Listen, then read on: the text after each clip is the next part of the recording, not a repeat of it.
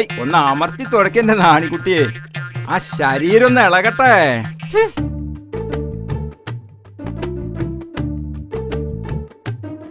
നാണിയോട് ഞാൻ പറഞ്ഞിട്ടുണ്ട്, പൂമൂത്ത ആണുങ്ങൾ ഇരിക്കുമ്പോ അവിടെ കയറി തുടക്കരുതെന്ന്. അങ്ങനെ നോക്കി ഇവിടെ അടിയും തുടങ്ങി നടക്കില്ല.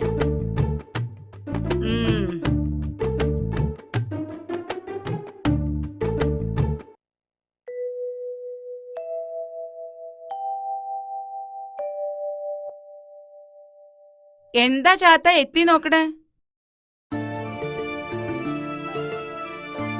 ഇങ്ങോട്ട് കേറി വരൂ. വേണ്ട വേണ്ട, അവിടെ നിന്നാ മതി. കോരഞ്ചക്കം പനിച്ചിറക്ക. പാടത്ത് അടിയം പണിതോളാം. ഒവ്വേ 19 വയസ്സായ ആളാ, പണിയാൻ വന്നിരിക്കണു. വയസ്സൊന്നും തമ്പ്രാട്ടി നോക്കണ്ട, ആടിയനൊരു കുഴപ്പമില്ല. എന്നാ പാടത്തേക്ക് ചെല്ലുക. എന്താ അങ്ങനെ കടന്ന് പരുങ്ങണത്?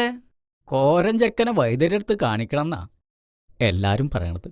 തീരെ വൈ. ഇതിനൊക്കെ ചുക്കും കുരുമുളക് ഇട്ട് കഷായം വെച്ച് തിളപ്പിച്ച് കുടിക്കല്ലാതെ വൈദ്യരെ കാണിക്ക. അതൊക്കെ ചെയ്തു, എന്നിട്ടും ഭേദമില്ല. കുറച്ച് കായ് കിട്ടിയിരുന്നെങ്കിൽ. ഇവിടെ അങ്ങനെ പണം പെട്ടിയിലാക്കി അടച്ചു വെച്ചിരിക്കുന്ന പൊതുവേ ധാരണ. ചലക്കേണ്ട നടക്കട പണിക്ക്. മാറി നിക്ക അങ്ങട്. പ്രസിഡന്റേ വരിക. പ്രസിഡന്റ് വരിക, ഇരിക്കുക.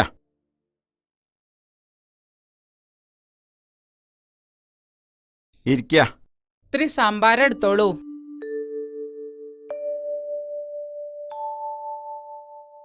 ശ്രീകോവിലിന്റെ പുനരുദ്ധാരണം നടക്കുകയാണല്ലോ, അതിന്റെ ഒരു ഓട്ടത്തിലാണ് ഞാൻ. ഇവിടുന്ന് ഒരു സംഭാവന കിട്ടുമെന്ന് പറഞ്ഞിരുന്നു.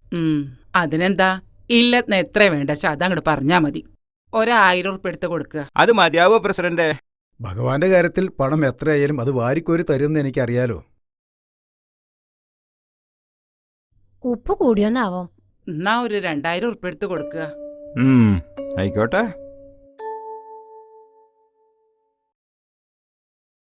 ദാനം സന്തോഷമായി തന്നെ സ്വീകരിക്കണമെന്നാണല്ലോ പ്രമാണം. എന്താ ഇവിടെ വായും പൊളിച്ച് നിൽക്കണോ? കോരഞ്ചക്കം പനിച്ചു കിടക്കുക. മനുഷ്യന്റെ കാര്യത്തിനേക്കാൾ കൂടുതൽ ദൈവത്തിന്റെ കാര്യത്തിലാണ് ഇവിടെ പ്രാധാന്യം. അല്ല മാഷയെ അമ്പലത്തിലേക്കൊന്നും കാണാനില്ലല്ലോ, തിരക്കാവുമല്ലേ? എനിക്ക് തിരക്ക് മനുഷ്യന്റെ കാര്യത്തിലാ.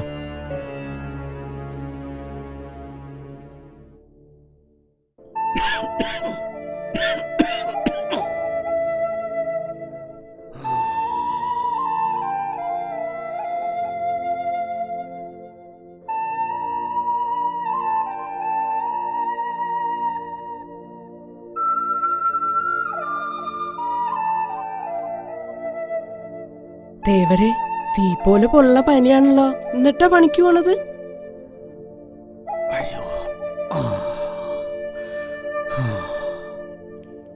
ചായ കുടിച്ചോളി.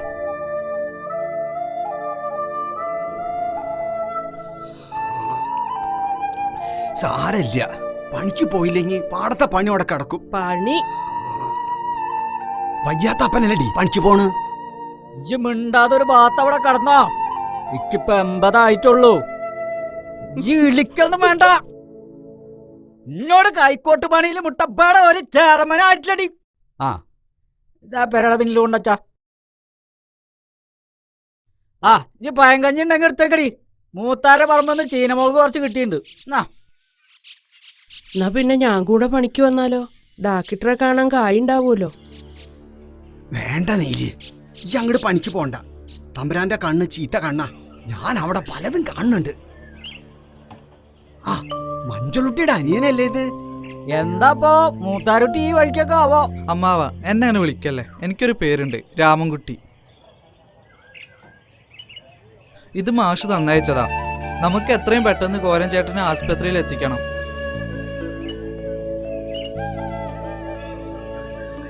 കുട്ടിയെ, ഇക്ക് പണിക്ക് പോവാൻ നേരായി.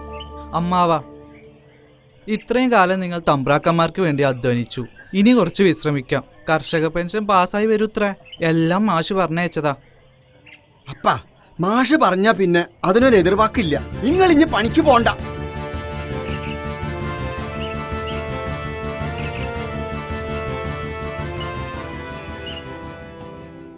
സഖാക്കളെ, ഞാൻ ദിവാകരൻ. മാഷ് എന്നെ ഏൽപ്പിച്ചിരിക്കുകയാണ് എല്ലാ കാര്യങ്ങളും. പാർട്ടിയുടെ തീരുമാനപ്രകാരമാണ് ഞാനിവിടെ എത്തിയിരിക്കുന്നത്. ഇനി നിങ്ങളുടെ എല്ലാ പ്രവർത്തനങ്ങൾക്കും ഞാൻ നിങ്ങളുടെ കൂടെ ഉണ്ടാവും. കോളനിയിൽ ഒരാഴ്ചയായി പട്ടിണിയിലാ പലരും.